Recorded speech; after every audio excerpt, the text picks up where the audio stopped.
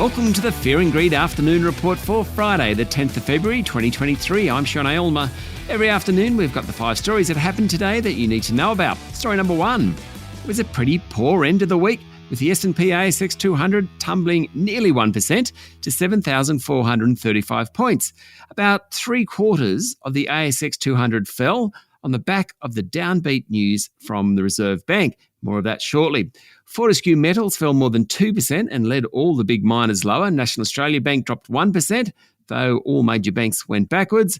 The tech stocks were mixed. Some of the more defensive stocks were among the better performers. Woolies did pretty well, up 1%. Coles was up 0.8%.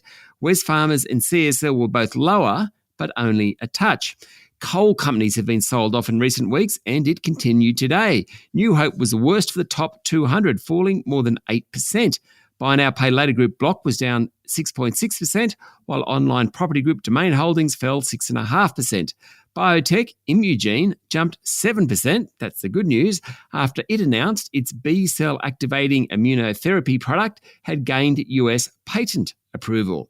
Now, the therapy is designed to treat tumours like lung cancer. Story number 2, investment bank UBS reckons the chance of a recession in Australia in the second half of this year has increased to about 25%, following the decision by the Reserve Bank to lift interest rates this week and its commentary in recent days. And the Commonwealth Bank thinks that the central bank may have to cut rates later in the year to avoid a hard landing.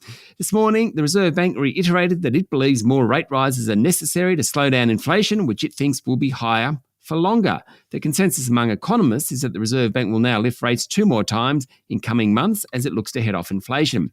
Today's quarterly statement on monetary policy from the central bank said that trimmed mean inflation is expected to fall to 4.3% by the end of the year, compared to the central bank's previous forecast of 3.8%. Headline inflation is expected to ease to 4.8% by the end of the year, down from its current rate of 7.8%. But it's not expected to return to the top of the bank's 2 to 3% target band until mid-2025. That's still some way off.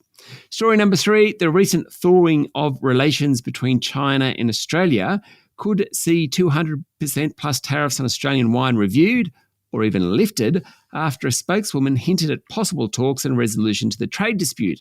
China's Commerce Ministry is reported to have said it's willing to discuss tariffs that it imposed on Australia's wine industry following a diplomatic dispute that began back in 2020.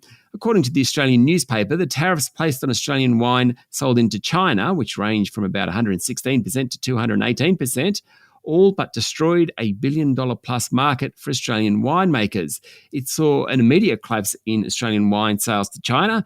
Basically, they went from 1.3 billion to about 12 million. Let's hope there's more progress on that one. Story number 4, online property group REA, which is 61% owned by News Corp, this morning announced a 10% drop in earnings. It said real estate listings tumbled in the last 3 months of 2023, down 34% in Sydney and 31% in Melbourne. Nationally, listings were down 21% for the half year to the end of December. Chief Executive Owen Wilson, great name for the boss of an online property group, said he expected listings to keep falling while interest rates are rising, and he forecast another 7 to 10% drop in property prices.